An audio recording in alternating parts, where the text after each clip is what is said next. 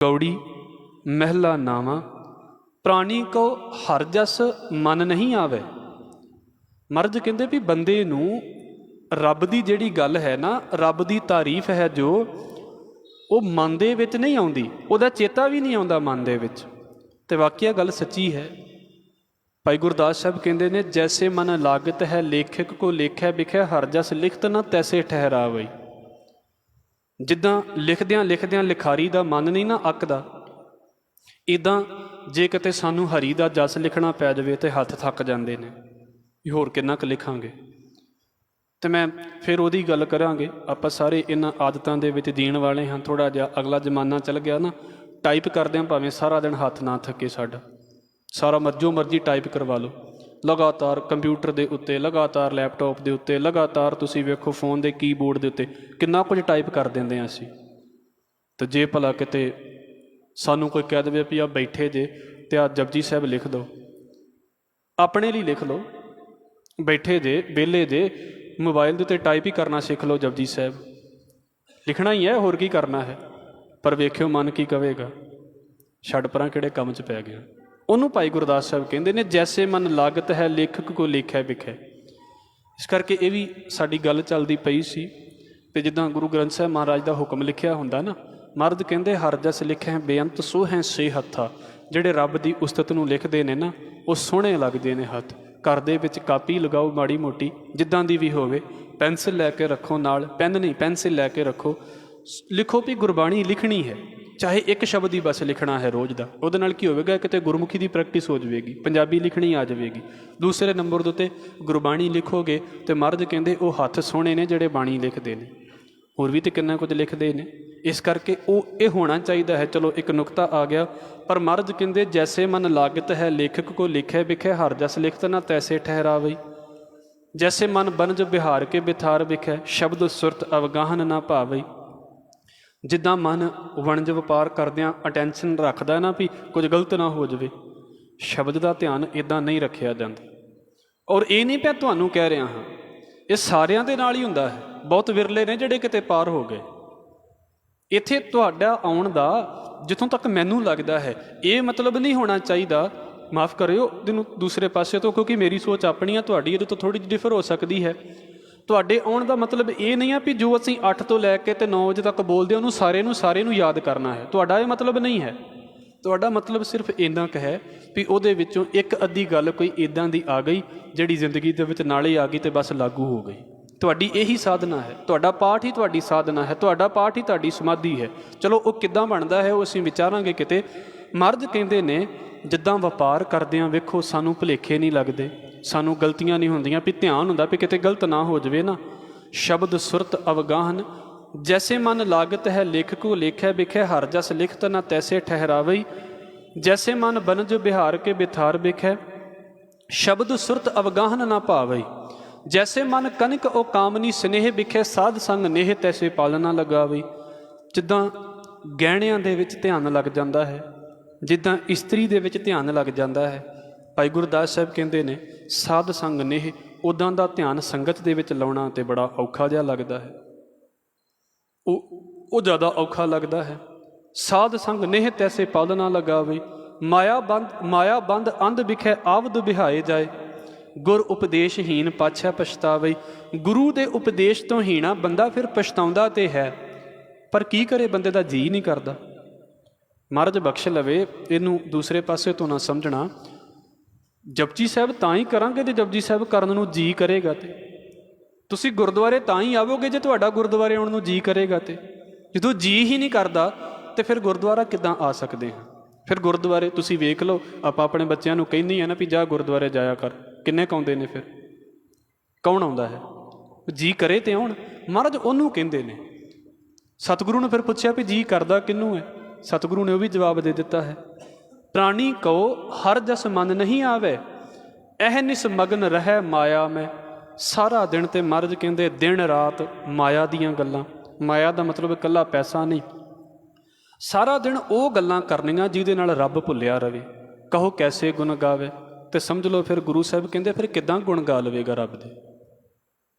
असी एक दिन ना जिद्दां स्कूल के बच्चों नूं उन्हां दे टीचर्स ने 40 मिनट का 40 ਮਿੰਟ ਦਾ ਸੈਸ਼ਨ ਉਹਨਾਂ ਦੀ ਕਲਾਸ ਦਾ ਸੀ ਅਤੇ 40 ਮਿੰਟ ਟੀਚਰ ਨੇ ਪੜ੍ਹਾਇਆ ਅਤੇ ਬੱਚਿਆਂ ਨੂੰ ਯਾਦ ਹੋ ਗਿਆ ਵੀ ਆਹ 40 ਮਿੰਟ ਦੇ ਵਿੱਚ ਇਹਨੇ ਪੜ੍ਹਾਇਆ ਹੈ ਅਤੇ ਆਹ ਮੈਂ ਯਾਦ ਕਰਨਾ ਹੈ। ਇਹ 40 ਮਿੰਟ ਦਾ ਸਿਸਟਮ ਸੀ। ਹੁਣ ਬਾਕੀ ਦਿਨ ਕਿੰਨਾ ਹੈ?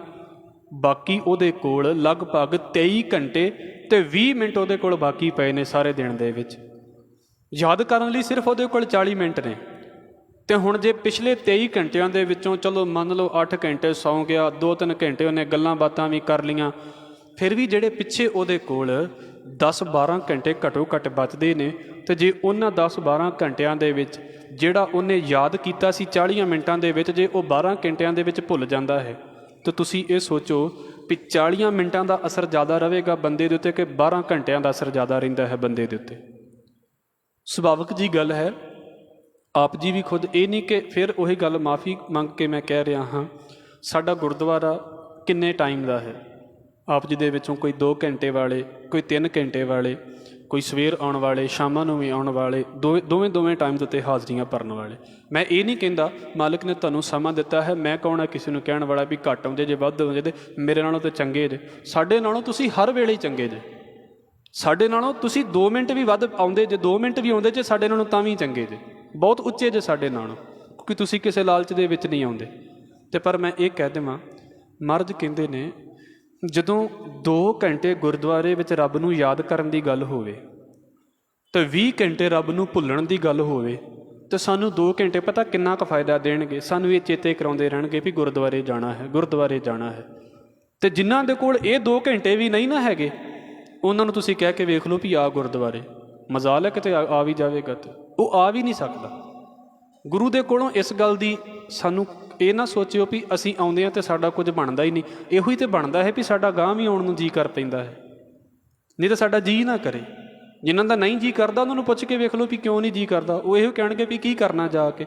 ਹਜ਼ੂਰ ਗੁਰੂ ਤੇਗ ਬਹਾਦਰ ਸਾਹਿਬ ਗੱਲ ਕਰਦੇ ਪਏ ਨੇ, ਕਹੋ ਕੈਸੇ ਗੁਣ ਗਾਵੇ, ਸਾਰਾ ਦਿਨ ਤੇ ਭਾਈ ਮਾਇਆ ਦੀਆਂ ਗੱਲਾਂ ਕਰਨੀਆਂ ਨੇ, ਕਿੱਦਾਂ ਰੱਬ ਦੀ ਕਿਤੇ ਗੱਲ ਸੁਣ ਲਵੇਗਾ। ਫਿਰ ਕੀ ਹੈ? ਰਹਾਉ ਪੂਤ ਮੀਤ ਮਾਇਆ ਮਮਤਾ ਸਿਉ, ਇਹ ਬਿਦ ਆਪ ਬੰਧਾਵੇ। ਬੰਦੇ ਨੇ ਬੰਨ੍ਹ ਲਿਆ ਆਪਣੇ ਆਪ, ਪੁੱਤਰਾਂ ਦੇ ਵਿੱਚ, ਮਿੱਤਰਾਂ ਦੇ ਵਿੱਚ ਅਤੇ ਮਾਇਆ ਦੀ ਮਮਤਾ ਦੇ ਵਿੱਚ। ਵੇਖ ਲਓ ਸਾਡੇ ਕੋਲੋਂ ਜਾਂ ਤਾਂ ਪਰਿਵਾਰ ਹੀ ਨਹੀਂ ਛੁੱਟਦਾ ਅਤੇ ਜਾਂ ਸਾਡੇ ਕੋਲੋਂ ਪਾਰਟੀਆਂ ਹੀ ਨਹੀਂ ਛੁੱਟਦੀਆਂ। ਇਹੋ 2 ਕੰਮ ਹੀ ਨਹੀਂ ਹੁੰਦੇ। ਅੱਜ ਉੱਥੇ ਜਾਣਾ ਤਾਂ ਜਿੱਥੇ ਜਾਣਾ, ਅੱਜ ਉਹ ਕਰਨਾ। ਲੋਕੀ, ਮੈਂ ਸ਼ਬਦ ਵਰਤਦਾ ਪਿਆ ਹਾਂ, ਮਾफ़ੀ ਮੰਗ ਲਵਾਂ ਫਿਰ ਆਪ ਜੀ ਦੇ ਕੋਲੋਂ, ਉਹੀ ਲੋਕ ਜਿਹੜੇ ਫੰਕਸ਼ਨਸ ਦੇ ਉੱਤੇ ਗੁਰਦੁਆਰਾ ਸਾਹਿਬ ਆ ਜਾਂਦੇ ਨੇ, ਉਹ ਉਹਨਾਂ ਹੀ ਲੋਕਾਂ ਨੂੰ ਕਹਿ ਦਿਓ ਵੀ ਤੁਸੀਂ ਸਵੇਰੇ ਸ਼ਾਮ ਦੇ ਵਿੱਚ ਕਿਤੇ ਇੱਕ ਵੇਲੇ ਹਾਜ਼ਰੀ ਭਰ ਲਿਆ ਕਰੋ। ਬੜਾ ਔਖਾ ਹੈ ਉਹਨਾਂ ਲਈ, ਕਿਉਂਕਿ ਜੇ ਫੰਕਸ਼ਨ ਦੇ ਉੱਤੇ ਆ ਸਕਦੇ ਨੇ ਤਾਂ ਕੀ ਸ਼ਾਮ ਸਵੇਰ ਆ ਨਹੀਂ ਸਕਦੇ? ਆ ਤਾਂ ਸਕਦੇ ਨੇ, ਪਰ ਕਿਉਂ ਆਉਣ? ਉਸ ਟਾਈਮ ਦੇ ਵਿੱਚ ਹੋਰ ਥੋੜ੍ਹਾ ਕੁਝ ਹੁੰਦਾ ਉਹਨਾਂ ਦੇ ਕਰਨ ਵਾਲਾ। ਉਹਨਾਂ ਨੂੰ ਉਹ ਚੀਜ਼ ਇਹ ਪਾਸਾ ਚੇਤੇ ਹੀ ਨਹੀਂ ਆਉਣ ਦਿੰਦੀ। ਜਿਹੜੇ ਬੰਦੇ ਸੱਦਿਆਂ ਦੇ ਉੱਤੇ ਹੀ ਗੁਰਦੁਆਰੇ ਆਉਂਦੇ ਨੇ ਵੀ ਭਾਈ ਅੱਜ ਫਲਾਣੇ ਦਾ ਪ੍ਰੋਗਰਾਮ ਹੀ, ਤੂੰ ਅੱਜ ਵੀ ਗੁਰਦੁਆਰੇ, ਜਿਹੜੇ ਸਿਰਫ ਸੱਦਿਆਂ ਦੇ ਉੱਤੇ ਗੁਰਦੁਆਰੇ ਆਉਂਦੇ ਨੇ। ਮੈਂ ਇਸ ਕਰਕੇ ਆਪ ਜੀ ਨੂੰ ਚੰਗਾ ਕਹਿੰਦਾ ਹੁੰਦਾ ਹਾਂ, ਤੁਸੀਂ ਇਸ ਭੁੱਖ ਦੇ ਵਿੱਚ ਨਹੀਂ ਆਉਂਦੇ ਵੀ ਭਾਈ ਸਾਨੂੰ ਕੋਈ ਮੈਸੇਜ ਕਰੇਗਾ ਅਤੇ ਫਿਰ ਹੀ ਆਪਾਂ ਗੁਰਦੁਆਰੇ ਆਉਣਾ ਹੈ। ਕਿਸੇ ਨੇ ਨਹੀਂ, ਤੁਹਾਨੂੰ ਗੁਰੂ ਤੇਗ ਬਹਾਦਰ ਸਾਹਿਬ ਨੇ ਸੱਦਿਆ ਅਤੇ ਤੁਸੀਂ ਆ ਕੇ ਬੈਠ ਗਏ। ਇਸ ਕਰਕੇ ਮਹਾਰਾਜ ਨੇ ਤੁਹਾਡੇ ਉੱਤੇ ਕਿਰਪਾ ਕੀਤੀ। ਹੁਣ ਜਿਹੜੇ ਸੱਦਿਆਂ ਦੇ ਉੱਤੇ ਆ ਸਕਦੇ ਨੇ, ਇਹਦਾ ਮਤਲਬ ਹੈ ਵੀ ਉਹਨਾਂ ਨੂੰ ਗੁਰਦੁਆਰੇ ਦਾ ਰਾਹ ਨਹੀਂ ਭੁੱਲਾ, ਪਰ ਉਹਨਾਂ ਦਾ ਸੁਭਾਅ ਇੱਦਾਂ ਦਾ ਹੈ ਵੀ ਆਪਣੇ ਆਪ ਨੂੰ ਬੰਨ੍ਹ ਹੀ ਉਹਨਾਂ ਨੇ ਇਹਨਾਂ ਕੰਮਾਂ ਦੇ ਵਿੱਚ ਲਿਆ ਹੈ ਵੀ ਭਾਈ ਗੁਰਦੁਆਰੇ ਆਉਣ ਦੇ ਲਈ ਛੁੱਟ ਵੀ ਨਹੀਂ ਸਕਦੇ। ਹੁਣ ਉਹ ਬੱਝੇ ਪਏ ਨੇ ਉਹਨਾਂ ਕੰਮਾਂ ਦੇ ਵਿੱਚ। ਇੱਕ ਦਾ ਕੰਮ ਹੋ ਸਕਦਾ ਹੈ, 2 ਜਾਣੇ ਬਿਜ਼ੀ ਹੋ ਸਕਦੇ ਨੇ, 100 ਦੇ 100 ਤਾਂ ਨਹੀਂ ਬਿਜ਼ੀ ਹੁੰਦੇ। ਇਹ ਤਾਂ ਐਵੇਂ ਕਹਿਣ ਦੀਆਂ ਗੱਲਾਂ ਨੇ ਜੀ, ਸਾਡੇ ਕੰਮ ਦੇ ਟਾਈਮ ਹੁੰਦੇ ਨੇ। ਬਹੁਤ ਥੋੜ੍ਹਿਆਂ ਦੇ ਆਫਿਸ ਇਸ ਵੇਲੇ ਵੀ ਚੱਲਦੇ ਪਏ ਨੇ, ਅਤੇ ਆਫਿਸ ਖਤਮ ਨੇ ਸਾਰਿਆਂ ਦੇ, ਛੁੱਟੀ ਹੋ ਜਾਂਦੀ ਹੈ ਇਸ ਵੇਲੇ। ਤੁਸੀਂ ਕਿੰਨੇ ਵੇਖਦੇ ਜੇ ਸੰਗਤ ਦੇ ਵਿੱਚ ਆਫਿਸ ਤੋਂ ਆਉਂਦੇ ਨੇ, ਗੁਰਦੁਆਰਿਆਂ ਦੇ ਵਿੱਚ ਮੱਥਾ ਟੇਕ ਕੇ ਫਿਰ ਘਰਾਂ ਨੂੰ ਜਾਂਦੇ ਨੇ। ਸਵੇਰੇ ਜਾਂਦੇ ਨੇ ਆਫਿਸ ਦੇ ਵਿੱਚ ਜਾਣ ਤੋਂ ਪਹਿਲਾਂ ਗੁਰਦੁਆਰੇ ਮੱਥਾ ਟੇਕ ਕੇ ਜਾਂਦੇ ਨੇ। ਗੱਲ ਤਾਂ ਰੂਟੀਨ ਦੀ ਹੈ ਨਾ। ਮਹਾਰਾਜ ਕਹਿੰਦੇ ਸੁਭਾਅ 'ਚ ਆਵੇ ਅਤੇ ਗੱਲ ਬਣ ਵੀ ਜਾਵੇ। ਬੰਨਿਆ ਹੀ ਇੱਦਾਂ ਹੈ ਆਪਣੇ ਆਪ ਨੂੰ। ਔਰ ਬਹੁਤਿਆਂ ਨੂੰ ਇੰਝ ਲੱਗੇਗਾ ਵੀ ਸਾਡੇ ਕੋਲ ਸਮਾਨ ਬੜਾ ਹੁੰਦਾ। ਅਤੇ ਮੈਂ ਬਹੁਤ ਵਾਰ ਇਸ ਗੱਲ ਨੂੰ ਕਹਿਣਾ ਨਾ, ਤੁਸੀਂ ਵੇਖਿਓ, ਸ਼ਾਇਦ ਹੁਣ ਵੀ ਆ ਜਾਣਗੇ ਕਈ, ਤੁਸੀਂ ਵੇਖਿਓ ਕਿੰਨਾ ਕਿੱਟ ਜਿਹੜੀ ਆ ਉਹਦੇ ਨਾਲ ਰੋਟੀ ਵੀ, ਉਹਨਾਂ ਨੇ ਰੋਟੀ ਵਾਲਾ ਡੱਬਾ ਵੀ ਫੜਿਆ ਹੋਇਆ ਹੈ, ਨਾਲ ਉਹਨਾਂ ਨੇ ਇੱਕ ਅੱਧਾ ਬੈਗ ਹੋਰ ਵੀ ਫੜਿਆ ਵੀ ਜੇ ਘਰ ਦੇ ਵਿੱਚ ਜਾਣਾ ਅਤੇ ਘਰਦਿਆਂ ਨੇ ਫੋਨ ਕਰ ਦਿੱਤਾ ਵੀ ਆਹ ਚੀਜ਼ ਲੈ ਕੇ ਆਈ, ਉਹਦਾ ਵੀ ਉਹਨਾਂ ਨੇ ਨਾਲ ਉਹ ਲਿਫਾਫਾ ਫੜਿਆ ਪਿਆ ਹੈ, ਉਹ ਵੀ ਨਾਲ ਪੋਲੀਥੀਨ ਚੁੱਕਿਆ ਹੋਇਆ ਹੈ। ਆਪਣੀ ਕਿੱਟ ਹੈ ਜਿਹਦੇ ਵਿੱਚ ਉਹਨਾਂ ਦੇ ਆਫਿਸ ਦਾ ਸਮਾਨ ਪਿਆ, ਉਹ ਵੀ ਮੋਢੇ ਦੇ ਉੱਤੇ ਪਾਈ ਹੈ। ਇੰਨਾ ਕੁਝ ਲੈ ਕੇ ਅਤੇ ਫਿਰ ਗੁਰਦੁਆਰੇ ਆ ਕੇ ਬੈਠ ਜਾਂਦੇ। ਅਤੇ ਜਿਹੜਾ ਆਮ ਬੰਦਾ ਹੈ ਉਹ ਕਿਉਂ ਨਹੀਂ ਬਹਿੰਦਾ? ਉਹਦੇ ਲਈ ਗੁਰੂ ਤੇਗ ਬਹਾਦਰ ਸਾਹਿਬ ਨੇ ਗੱਲ ਬੋਲੀ ਵੀ ਭਾਈ ਸੁਭਾਅ ਹੋਵੇ ਤੇ ਆਵੇ। ਜਿਨ੍ਹਾਂ ਦੇ ਸੁਭਾਅ 'ਚ ਆ ਗਿਆ ਉਹਨਾਂ ਨੇ ਦਫ਼ਤਰ ਆਉਂਦੇ ਜਾਂਦਿਆਂ ਵੀ ਆ ਜਾਣਾ, ਜਿਨ੍ਹਾਂ 'ਚ ਨਹੀਂ ਆਇਆ ਉਹਨੂੰ ਕੋਈ ਵਿਹਲਿਆਂ ਕੋ ਵੀ ਨਹੀਂ ਆਉਂਦਾ। ਮਹਾਰਾਜ ਕਹਿੰਦੇ ਨੇ ਪੂਤ ਮੀਤ ਮਾਇਆ ਮਮਤਾ ਸਿਉ ਇਹ ਬਿਦ ਆਪ ਬੰਧਾਵੈ। ਆਪਣੇ ਆਪ ਨੂੰ ਇੱਦਾਂ ਬੰਨ੍ਹ ਲਿਆ ਹੈ ਬੰਦੇ ਨੇ, ਮ੍ਰਿਗ ਤ੍ਰਿਸ਼ਨਾ ਜਿਉ ਝੂਠੋ ਇਹ ਜੱਗ ਦੇਖ ਤਾਸ ਉਠ ਧਾਵੈ। ਮ੍ਰਿਗ ਦਾ ਮਤਲਬ ਹੁੰਦਾ ਹੈ ਹਿਰਨ, ਤ੍ਰਿਸ਼ਨਾ ਇੱਕ ਸ਼ਬਦ ਹੁੰਦਾ ਹੈ ਜਿਹਦਾ ਮਤਲਬ ਹੁੰਦਾ ਹੈ ਪਿਆਸ। ਪੀਣ ਤੋਂ ਬਾਅਦ ਵੀ ਇੰਝ ਲੱਗਦਾ ਵੀ ਮੈਂ ਤਾਂ ਕੁਝ ਪੀਤਾ ਹੀ ਨਹੀਂ। ਹਿਰਨ ਦੇ ਬਾਰੇ ਇੱਕ ਗੱਲ ਕਹੀ ਜਾਂਦੀ ਹੈ, ਆਪ ਜੀ ਵੀ ਕਿਤੇ ਹੁਣ ਆ ਗਰਮੀਆਂ ਦੇ ਵਿੱਚ ਗੱਡੀ ਡਰਾਈਵ ਕਰਦੇ ਹਾਂ ਤੇ ਸੜਕ ਦੇ ਵੱਲ ਵੇਖਦੇ ਹਾਂ ਤੇ ਇੰਝ ਲੱਗਦਾ ਹੈ ਵੀ ਸੜਕ ਦੇ 1.5 ਕਿਲੋਮੀਟਰ ਜਿਹੜਾ ਦੂਰ ਨਾ ਉਹ ਇੰਝ ਲੱਗਦਾ ਵੀ ਸੜਕ ਦੇ ਉੱਤੇ ਪਾਣੀ ਹੈ। ਜਦੋਂ ਆਪਾਂ ਗੱਡੀ ਲੈ ਕੇ ਜਾਂਦੇ ਹਾਂ ਇੰਝ ਲੱਗਦਾ ਵੀ ਪਾਣੀ ਹੈ, ਪਰ ਜਦੋਂ ਗੱਡੀ ਸਾਡੀ ਉੱਥੇ ਪਹੁੰਚ ਜਾਂਦੀ ਹੈ ਉਹ ਪਾਣੀ ਹੋਰ ਦੂਰ ਚਲਾ ਜਾਂਦਾ, ਪਾਣੀ ਤੇ ਹੁੰਦਾ ਹੀ ਨਹੀਂ। ਉਹ ਇੱਕ ਤ੍ਰਿਸ਼ਨਾ ਹੈ, ਬਸ ਇਲੂਜ਼ਨ ਜਿਹਨੂੰ ਕਿਹਾ ਜਾਂਦਾ ਹੈ। ਬਸ ਇੱਦਾਂ ਹੈ, ਵੇਖਣ ਨੂੰ ਲੱਗਦਾ ਹੈ ਵੀ ਇੱਦਾਂ ਦਾ ਕੁਝ ਹੈ ਪਰ ਹੁੰਦਾ ਕੁਝ ਵੀ ਨਹੀਂ। ਹੁਣ ਕਿਸੇ ਇਲਾਕੇ ਦੇ ਵਿੱਚ ਬੜੀ ਖੁੱਲ੍ਹੀ ਰੇਤ ਹੋਵੇ ਨਾ ਤੇ ਰੇਤ ਦੇ ਜਿਹੜੇ ਕਿਣਕੇ ਹੁੰਦੇ ਨੇ ਉਹ ਬੜੇ ਚਮਕਦੇ ਨੇ। ਹਿਰਨ ਜਦੋਂ ਉੱਥੇ ਫਿਰਦਾ ਹੈ ਨਾ, ਜੋ ਬੰਦੇ ਨੂੰ ਭੁਲੇਖਾ ਲੱਗਦਾ ਹਿਰਨ ਨੂੰ ਵੀ ਲੱਗਦਾ ਹੈ। ਹਿਰਨ ਵੀ ਦੂਰ ਨਿਗਾਹ ਮਾਰਦਾ ਤੇ ਉਹਨੂੰ ਲੱਗਦਾ ਵੀ ਉੱਥੇ ਪਾਣੀ ਹੈ। ਉਹ ਵਿਚਾਰਾ ਭੱਜਾ ਜਾਂਦਾ ਪਾਣੀ ਦੇ ਵੱਲ, ਉਹ ਜਿੰਨੀ ਅੱਗੇ ਜਾਂਦਾ ਪਾਣੀ ਉਹਦੇ ਤੋਂ ਅੱਗੇ ਹੋਈ ਜਾਂਦਾ, ਪਾਣੀ ਤੇ ਹੁੰਦਾ ਹੀ ਨਹੀਂ। ਉਹ ਫਿਰ ਕੀ ਹੁੰਦਾ ਹੈ, ਇੱਦਾਂ ਹੀ ਭਟਕਦਾ ਭਟਕਦਾ ਪਿਆਸਾ ਹੋ ਕੇ ਤੇ ਉੱਥੇ ਹੀ ਖਤਮ ਹੋ ਜਾਂਦਾ ਹੈ। ਉਹਨੂੰ ਕਿਹਾ ਜਾਂਦਾ ਹੈ ਮ੍ਰਿਗ ਦੀ ਤ੍ਰਿਸ਼ਨਾ, ਹਿਰਨ ਦੀ ਤ੍ਰਿਸ਼ਨਾ, ਜਿਹੜੀ ਕਦੀ ਖਤਮ ਨਹੀਂ ਹੁੰਦੀ ਕਿਉਂਕਿ ਹੁੰਦਾ ਹੀ ਨਹੀਂ ਕੁਝ।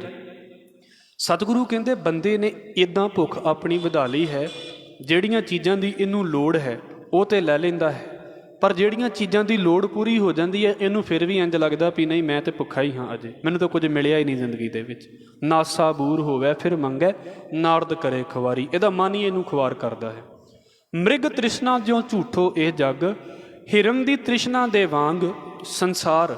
ਨਜ਼ਰ ਕੁਝ ਹੋਰ ਆਉਂਦਾ ਹੈ, ਹੁੰਦਾ ਕੁਝ ਹੋਰ ਹੈ, ਪਰ ਸਤਿਗੁਰੂ ਕਹਿੰਦੇ ਦੇਖ ਤਾਸ ਉਠ ਧਾਵੈ। ਬੰਦਾ ਉੱਥੋਂ ਭੁੱਖ ਪੂਰੀ ਕਰਨ ਦੇ ਲਈ ਦੌੜਾ ਜਾਂਦਾ ਵੀ ਸ਼ਾਇਦ ਉੱਥੇ ਪਾਣੀ ਹੋਵੇ, ਉੱਥੋਂ ਮੇਰੀ ਭੁੱਖ ਪੂਰੀ ਹੋ ਸਕਦੀ ਹੈ, ਪਰ ਉਹ ਤੇ ਹੁੰਦੀ ਨਹੀਂ। ਫਿਰ ਗੁਰੂ ਸਾਹਿਬ ਕਹਿੰਦੇ ਨੇ ਭੁਗਤ ਮੁਕਤ ਕਾ ਕਾਰਨ ਸੁਆਮੀ, ਜਿਹੜਾ ਵਾਹਿਗੁਰੂ ਪਦਾਰਥ ਦੇਣ ਵਾਲਾ ਹੈ। ਭੁਗਤ ਦਾ ਮਤਲਬ ਹੁੰਦਾ ਹੈ ਭੋਗ, ਦੁਨਿਆਵੀ ਸਾਰੀਆਂ ਚੀਜ਼ਾਂ ਦੇਣ ਵਾਲਾ, ਲੋੜਾਂ ਪੂਰੀਆਂ ਕਰਨ ਵਾਲਾ। ਮੁਕਤ ਮੁਕਤੀ, ਭੁਗਤ ਮੁਕਤ ਕਾ ਕਾਰਨ ਸੁਆਮੀ, ਜਿਹੜਾ ਰੱਬ ਸੰਸਾਰ ਦੇ ਪਦਾਰਥ ਤੇ ਜਿਹੜਾ ਰੱਬ ਦੁਨੀਆ ਦੀਆਂ ਮੁਕਤੀਆਂ ਦੇ ਪਦਾਰਥ ਦੇਣ ਵਾਲਾ ਹੈ ਨਾ, ਹਜ਼ੂਰ ਕਹਿੰਦੇ ਮੂੜ ਤਾਹੇ ਬਿਸਰਾਵੇ। ਮੂਰਖ ਬੰਦਾ ਉਸ ਰੱਬ ਨੂੰ ਤੇ ਭੁੱਲ ਜਾਂਦਾ ਹੈ। ਜਨ ਨਾਨਕ ਕੋਟਨ ਮੈਂ ਕੋਊ, ਹਜ਼ੂਰ ਕਹਿੰਦੇ ਭਾਈ ਕਰੋੜਾਂ ਦੇ ਵਿੱਚੋਂ ਕੋਈ ਇੱਕ ਬੰਦਾ, ਕਰੋੜਾਂ ਦੇ ਵਿੱਚੋਂ ਭਜਨ ਰਾਮ ਕੋ ਪਾਵੇ, ਰੱਬ ਦੀ ਬੰਦਗੀ ਨੂੰ ਪਾਉਂਦਾ ਹੈ। ਨਹੀਂ ਤੇ ਬਹੁਤੇ ਬੰਦੇ ਸੰਸਾਰ ਦੇ ਵਿੱਚ ਪੈਦਾ ਹੋਏ, ਸੰਸਾਰ ਨੂੰ ਵੇਖਦਿਆਂ ਹੀ ਖਤਮ ਹੋ ਗਏ ਤੇ ਸੰਸਾਰ ਉਹਨਾਂ ਲਈ ਸਿਰਫ ਇੱਦਾਂ ਸੀ ਵੀ ਅੱਜ ਆਹ ਵੇਖਿਆ ਹੈ, ਕੱਲ੍ਹ ਉਹਨੂੰ ਵੇਖੀਏ, ਪਰਸੋਂ ਉਹਨੂੰ ਵੇਖੀਏ। ਵੇਖਿਆ ਵੀ ਬਹੁਤ ਕੁਝ ਬਣਿਆ ਫਿਰ ਵੀ ਕੁਝ ਨਹੀਂ। ਇਸ ਕਰਕੇ ਗੁਰੂ ਸਾਹਿਬ ਕਹਿੰਦੇ ਭਾਈ ਇਹ ਨਹੀਂ ਸਮਗਨ ਰਹਿ ਮਾਇਆ ਮੈਂ, ਦਿਨ ਰਾਤ ਤੇ ਮਾਇਆ ਦੀਆਂ ਗੱਲਾਂ ਕਰਦਾ ਹੈ, ਰੱਬ ਦੀ ਗੱਲ ਕਿੱਥੇ ਹੋ ਜਾਵੇਗੀ। ਇਸ ਕਰਕੇ ਮਹਾਰਾਜ ਕਹਿੰਦੇ ਨੇ ਭਾਈ ਬੰਦੇ ਨੂੰ ਰੱਬ ਦੇ ਨਾਮ ਦੀ ਮਨ ਦੇ ਵਿੱਚ ਗੱਲ ਵੀ ਨਹੀਂ ਆਉਂਦੀ। ਇਸ ਕਰਕੇ ਸਤਿਗੁਰੂ ਕਿਰਪਾ ਕਰਨ।